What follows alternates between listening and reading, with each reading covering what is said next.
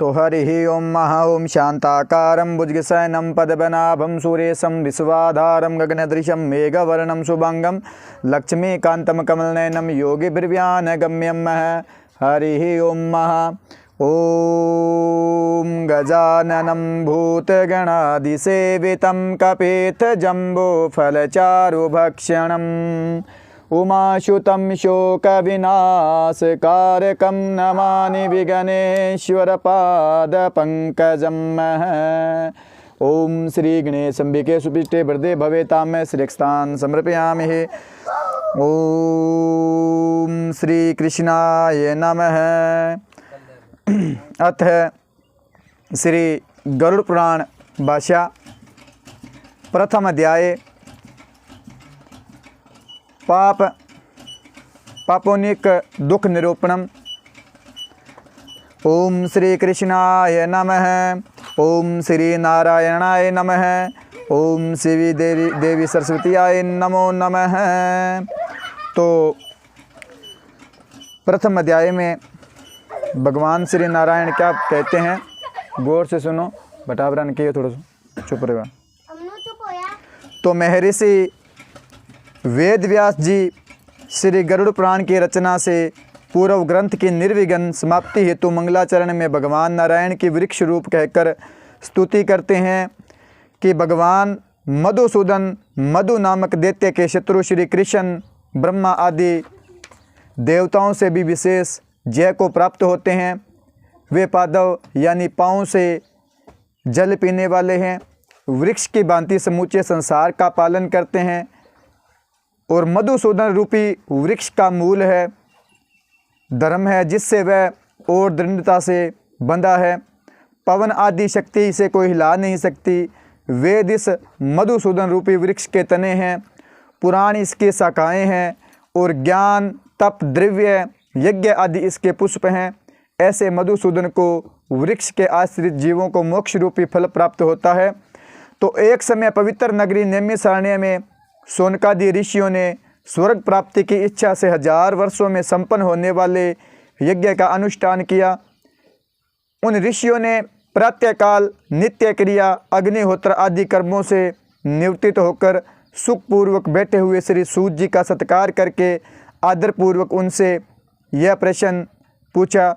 तो ऋषियों ने कहा, हे सूत जी, सुख को देने वाले वेद के सिद्धांत को आपने भली भांति सुनाया।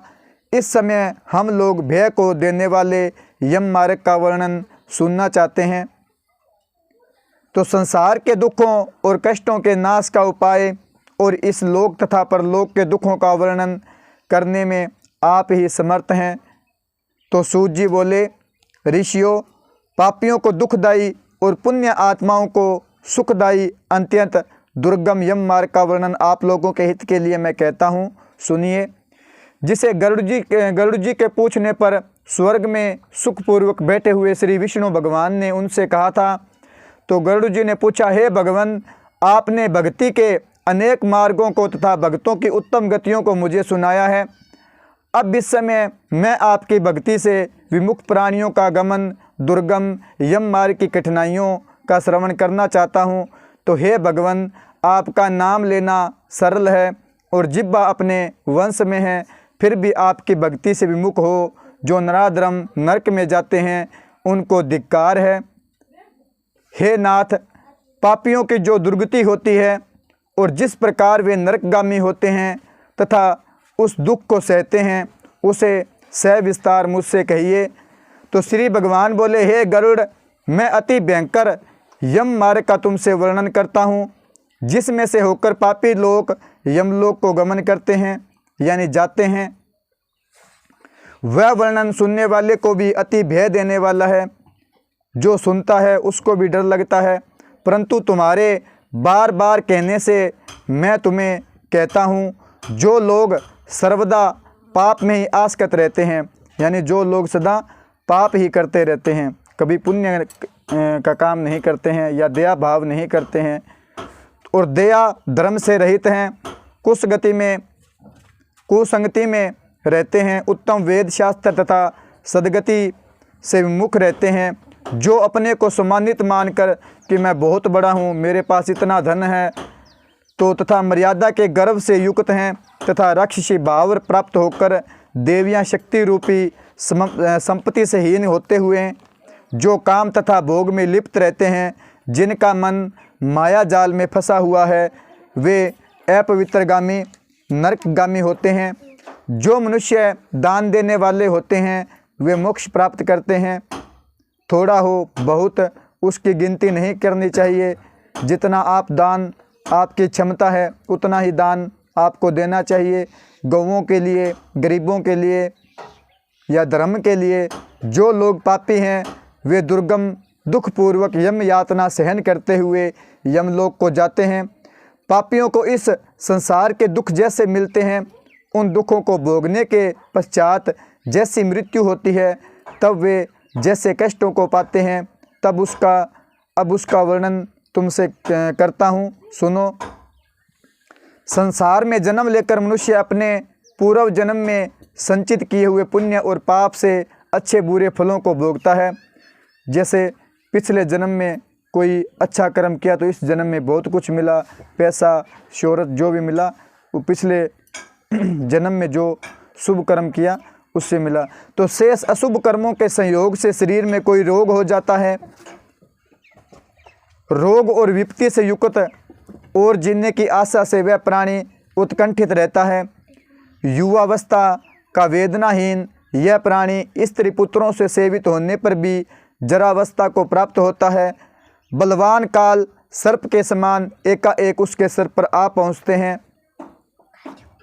जी हाँ, ठीक है वानी क्या बांग क्यों का ऊपर जाऊँ फिर बंग ऊपर क्या मतलब बेबलवान काल जो बंग रक्षा भगवान का बे ऊपर खड़िया के आ जा भाई, तेरा टाइम है, बस 2-4 सांस ले ले, तेरा पूरा होने वाला चाल चलना आपने करना। तो बात चीज़ जो है भाई भगवान मतलब जब बिंगो मरने को टाइम आवे नहीं ऊपर आए खड़ जाए भाई, फिर बिन की कौन दिखे ने, फिर वो मतलब संसार ने एक में ही देखे भाई, संसार एक ही है सारो, फिर भगवान आई चीज़ क्या भाई, भाई बहन बंधु जो भी है मतलब सारा एक है। तो यह प्राणी स्त्री पुत्रों से सेवित होने पर भी जरावस्था को प्राप्त होता है। बलवान काल सर्प के समान एकाएक उसके सिर पर आ पहुंचता है। वृद्धावस्था में यानी बुढ़ापे के कारण रूपहीन होकर घर में मरे के समान रहता है। गृह स्वामी द्वारा अपमान युक्त यानी कि जो घर का स्वामी होता है उससे अपमानित होता है। युक्त दिए हुए आहार को सेवन के समान खाता है।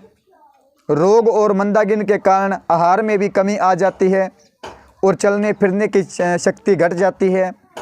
मतलब जब आदमी बीमार हो जाए बिंगो खाना पीना मतलब जो है छूट जाए, कम हो जाए, तो बिंग में मतलब शक्ति है जी चालने फिरने की और है तो बा मतलब बिल्कुल ही घट जाए, ना वो चाल सके ना फिर सके ना किसी सके बोल सके, तो बिंग ऑटोमेटिक शरीर के मतलब डाउन हो जाए।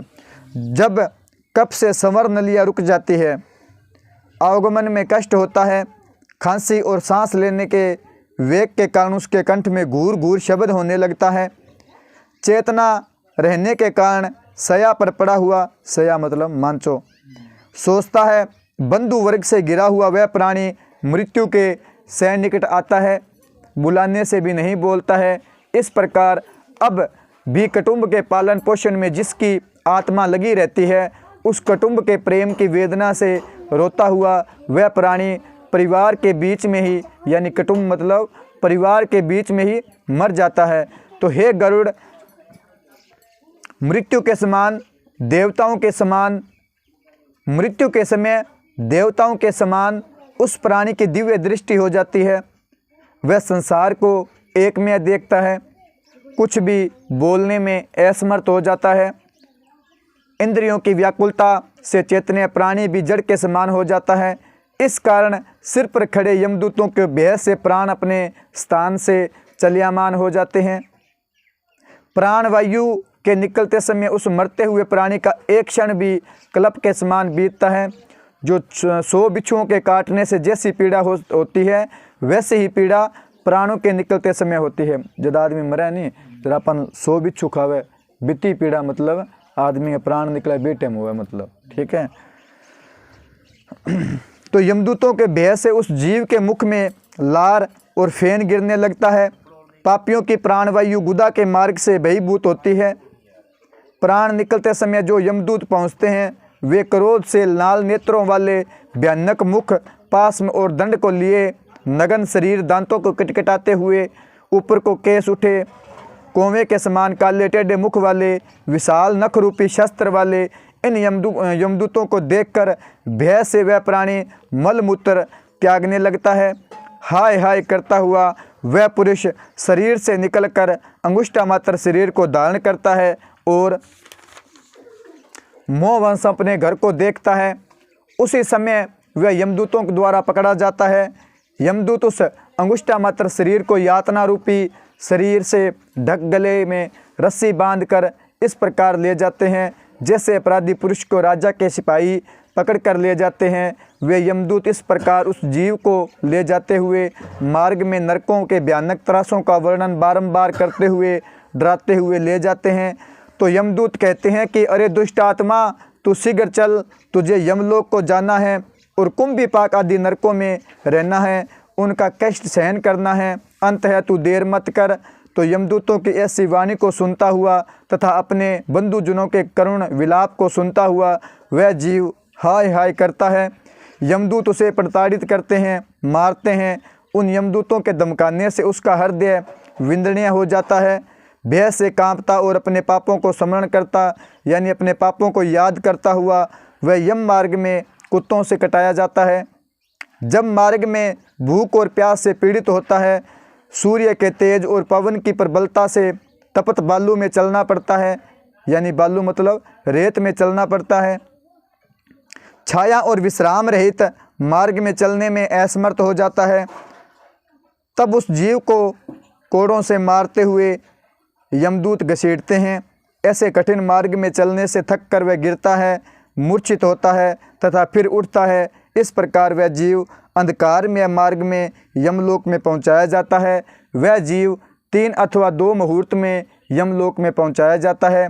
वे दूत उसको घोर नरक की यातनाएं दिखाते हैं। तो यमलोक में पहुंचकर वह जीव यमराज के दर्शन तथा 1 मुहूर्त में घोर नरकों की यातना को देखकर यमराज की आज्ञा से फिर मनुष्य लोक में आ जाता है। यहाँ आने पर वह वासनाबंध जीव पुनः अपने शरीर में प्रवेश करने की इच्छा करता है, परंतु यमदूत उसे अपने पास में बांधे रहते हैं। इस कारण वह भूख और प्यास के दुख से भोगते हुए विकल होकर रोता है। तब मृत्यु के स्थान पर पुत्रों द्वारा दिए गए पिंड को और मरने के समय दिए हुए दान को वह खाता है। तब भी उस पातकी की मृत्यु तृप्ति नहीं होती है। पुत्रों द्वारा दिए हुए दान, श्राद्ध और जलाजली से पापी मनुष्य की तृप्ति नहीं होती है। इसी से पिंडदान देने पर भी वे भूख से और भी व्याकुल होकर यमलोक में जाता है। जिनका पिंडदान नहीं होता है वे कल्प भर प्रेत योनि में रहकर निर्जन वन में दुखपूर्वक भ्रमण करते हैं। बिना भोगे कर्म का अक्षय करोड़ों कल्प तक नहीं होता है और बिना यम की यातना भोगे जीवों को पुनर्जन्म भी नहीं मिलता है। इसलिए इसी से पुत्र को 10 दिन तक पिंडदान करने का विधान है। उस पिंड के प्रतिदिन 4 भाग होते हैं। उनमें से 2 भाग पंचभूतों के लिए होते हैं, जिनसे शरीर की पुष्टि होती है। तीसरा भाग यमदूतों को मिलता है और चौथा भाग उस प्रेत को खाने को मिलता है। इस प्रकार 9 दिन तक दिए पिंडदान से प्रेत का शरीर बनता है। 10वें दिन के पिंडदान से उस शरीर में शक्ति का संचार होता है और चलने की सामर्थ्य आ जाती है। हे पक्षियों में श्रेष्ठ गरुड़, पूर्व शरीर के दगंध हो जाने पर यानी पूरे शरीर के दगंध हो जाने पर पुत्रों द्वारा दिए हुए पिंडों से फिर भी उस जीव को देह की यानी शरीर की प्राप्ति नहीं होती है। वह जीव हाथ भर का शरीर पाकर यम मार्ग में अपने शुभ अशुभ कर्मों को भोगता है। अब पुत्रों और पौत्रों द्वारा 10 दिन तक दिए पिंडों से जिस प्रकार शरीर बनता है उसे कहता हूँ।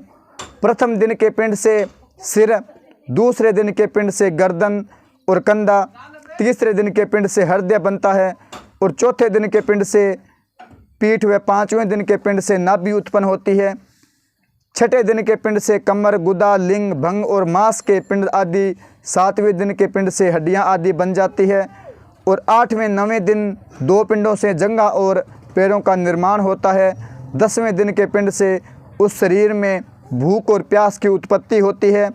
पिंड से उत्पन्न शरीर का आश्रय लेकर भूख प्यास से पीड़ित प्रेत 11वें और 12वें दिन श्राद्ध में दिए हुए भोजन को खाता है।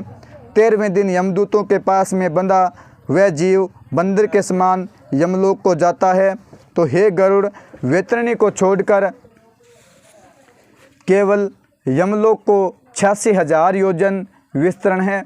अब इस जीव को प्रतिदिन 24 घंटों में क्रमश 286 योजन यमदूतों के साथ निरंतर चलना पड़ता है।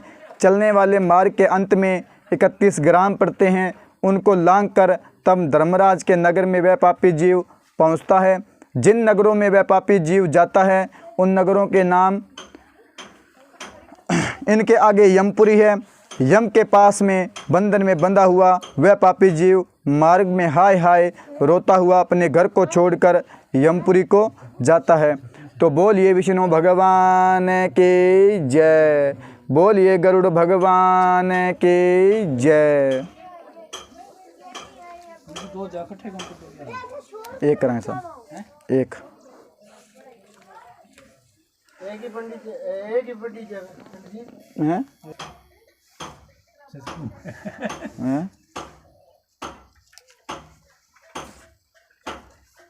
वो के लास्ट दिन में सारों को जा मतलब